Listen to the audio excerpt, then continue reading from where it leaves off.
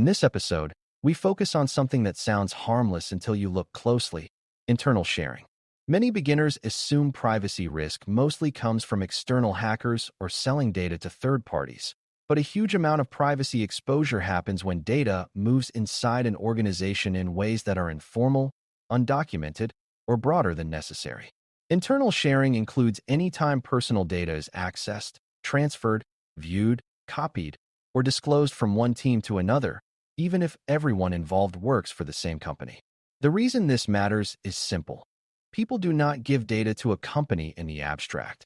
They expect it will be used for specific purposes by specific functions, and internal sharing that drifts beyond those boundaries breaks trust and can break the law. Governing internal sharing means creating clear controls and approvals so that access is purposeful, limited, and auditable, rather than being based on convenience or organizational politics. By the end of this lesson, you should be able to explain how a privacy program designs internal sharing rules that support business needs while preventing misuse and accidental overexposure. Before we continue, a quick note. This audio course is a companion to our course companion books. The first book is about the exam and provides detailed information on how to pass it best. The second book is a Kindle-only ebook that contains 1,000 flashcards that can be used on your mobile device or Kindle. Check them both out at CIPM in the Bare Metal Study Guide series. Internal sharing is often framed as a need-to-know concept, but privacy governance makes that phrase operational by translating it into access rules and disclosure decisions. A sales team might need contact details to manage relationships, but they may not need detailed support transcripts or sensitive complaint notes. A product team might need aggregated usage trends to improve a feature, but they may not need raw logs linked to individual identities. An analytics team might need datasets to measure performance, but they may not need direct identifiers if pseudonymous keys will work. When need to know is not defined, the default becomes nice to have, and personal data spreads widely because it seems helpful in the moment. Over time, that spread creates multiple copies, unclear ownership, and a higher chance of misuse or breach. Governance starts by making internal sharing intentional, so each sharing pathway has a defined purpose, a defined audience, and a defined control method. A useful way to understand internal sharing is to break it into two forms: access and disclosure. Access is when a person or team can view or query data within a system, such as a support agent opening an account record. Disclosure is when data is transferred or exported, such as a spreadsheet sent to another department or an internal report emailed to a distribution list. Access can be risky because people may browse out of curiosity or misuse permissions, but disclosure can be even riskier because it creates new copies that are hard to track and hard to delete. A privacy program must govern both, because strong access controls do not help if teams can export data freely and share it informally. Defensible internal governance, therefore, defines which systems allow access by which roles, and also defines when and how data can be exported, shared, or embedded into new tools. The aim is not to stop collaboration, but to prevent uncontrolled copying that turns the organization into a maze of unmanaged personal data. Purpose limitation is the core privacy principle that makes internal sharing governance make sense, and it means personal data should be used and shared only for purposes that are compatible with why it was collected.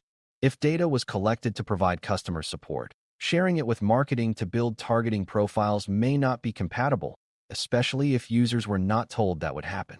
If data was collected for employment administration, sharing it widely outside HR and legal can create unnecessary exposure and may violate expectations and rules. Compatibility is not always obvious, which is why governance must include a review and approval step for new internal uses. That review asks whether the new internal sharing aligns with the stated purpose, whether the legal basis supports it, and whether additional transparency or consent is required. When this review is missing, organizations often drift into secondary uses that feel efficient internally but appear unfair or unexpected to individuals. Clear controls begin with data classification and handling rules, because not all personal data carries the same sensitivity or impact. Some personal data is routine contact information, while other data may be sensitive, such as health information, precise location, biometric data, or information about children, depending on context and law. Even data that is not formally sensitive can become high risk when combined, such as transaction history linked to identity or detailed behavioral logs linked to a persistent identifier. Governance uses classification to set stricter access requirements where the risk is higher, such as limiting sensitive datasets to a smaller group, requiring stronger authentication, or adding additional approvals for access. It also uses classification to guide what can be shared in routine reports, such as using aggregation and redaction rather than including full records. The point is to move from a one-size-fits-all approach to a risk-based model that reflects how harm could occur. Role-based access control is one of the most common internal controls because it ties data access to job functions rather than to individual preferences. In role-based access control, people receive access because their role requires it, and when their role changes, access changes too. This reduces the risk of permissions accumulating over time, which is a common problem when individuals move between teams or take on temporary projects. Governance also includes periodic access reviews, where managers confirm that people still need the access they have. Access reviews are not glamorous, but they are powerful because they catch outdated permissions before they become incidents. In a privacy program, access controls should align with the principle of least privilege, meaning people get the minimum access needed to perform their work. Least privilege is not about distrust. It is about designing systems so mistakes and misuse have limited impact. Approvals are the human layer that sits above technical controls, and they matter because not every internal sharing decision is automated or predictable.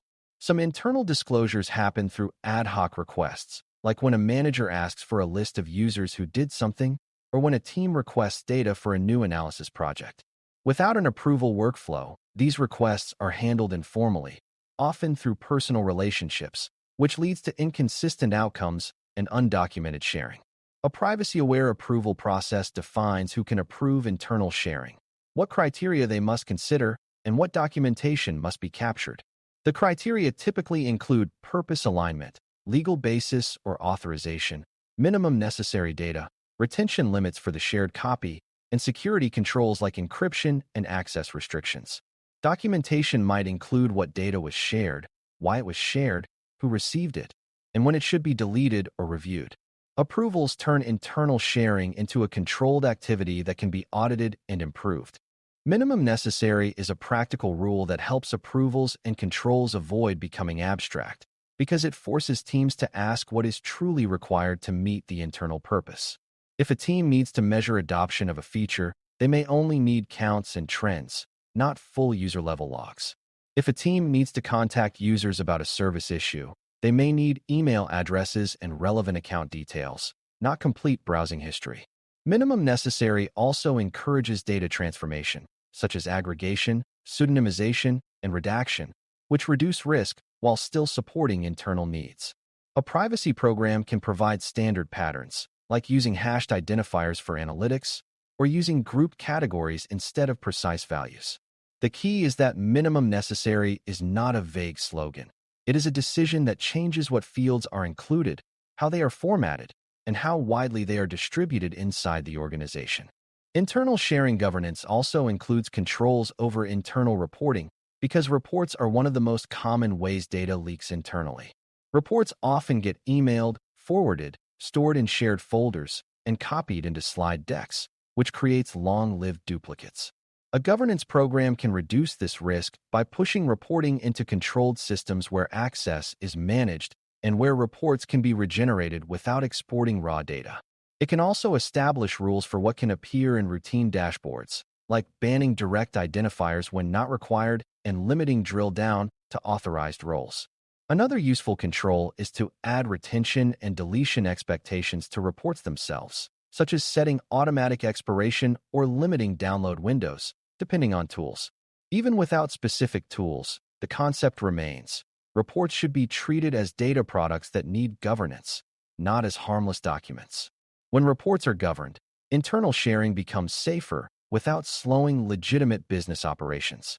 A major challenge in internal sharing is that different functions have different cultures and priorities, which can lead to friction if governance feels imposed rather than supportive. Sales may prioritize speed, product teams may prioritize experimentation, security teams may prioritize control, and legal teams may prioritize defensibility. A privacy program manager has to translate governance into each group's language by explaining how controls protect both individuals and the organization. For example, limiting access reduces the risk of embarrassment and regulatory scrutiny if a dataset is mishandled. Clear approvals protect employees from being put in uncomfortable positions where they are pressured to share data without authority. Standard patterns for sharing, like using aggregated datasets, reduce the time teams spend debating each request. Good governance is not only about blocking. It is about enabling safe pathways so people can get what they need without creating uncontrolled risk. When internal sharing rules are designed with real workflows in mind, adoption is much higher. Governance also needs enforcement and detection because rules that are never checked become suggestions. Enforcement can include technical restrictions on exports, logging of access, and alerts for unusual access patterns. Detection can include audits of shared drives, sampling of internal disclosures, and monitoring for sensitive data in unauthorized locations. The point is not to create a surveillance culture, but to ensure accountability and to catch drift. Internal sharing drift often happens slowly, like a dataset that gets copied into a project folder and then reused for years after its original purpose ended. Regular reviews help catch that drift and prompt cleanup or reapproval. This connects directly to retention and disposal, because internal copies should not live forever, and governance should specify what happens to shared data once the internal purpose is met. A privacy program that connects sharing approvals to expiration and deletion is far more defensible than one that approves sharing and then forgets. Finally, internal sharing governance must include clear guidance on internal disclosures during special situations, such as investigations, legal disputes, and security incidents. During an incident, teams may need rapid access to logs and account data to contain harm, and governance should allow that while still limiting unnecessary exposure. During a legal dispute, a litigation hold may require preserving data and limiting deletion, and internal sharing may expand to include legal counsel and auditors. During an internal investigation, privacy and HR may need access to sensitive records, and the process must ensure confidentiality and proper authorization. These scenarios are where ad hoc behavior is most tempting, so having predefined rules and escalation paths is critical. A well-designed program makes it clear who can authorize expanded access, what documentation is required, and when access should be reduced again once the special situation ends. As you close out this episode, the key idea is that internal sharing is not automatically safe just because it happens behind the company firewall, and privacy management treats internal movement of data as seriously as external disclosures. Governing internal sharing means defining which internal uses are allowed, which require review, and which are prohibited or require additional transparency. It means implementing controls like role-based access, least privilege, export restrictions, and classification-based handling rules that reduce unnecessary exposure.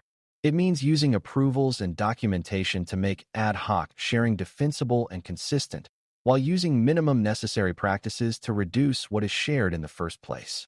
It also means monitoring and reviewing internal sharing so copies do not sprawl and access does not accumulate quietly over time. When these controls and approvals are clear, internal collaboration becomes safer and faster because teams know the rules, know the pathways, and can trust that the organization's internal data practices match what it promises externally. Thanks for listening. For more audio courses, daily newsletters, and more, please visit BareMetalCyber.com.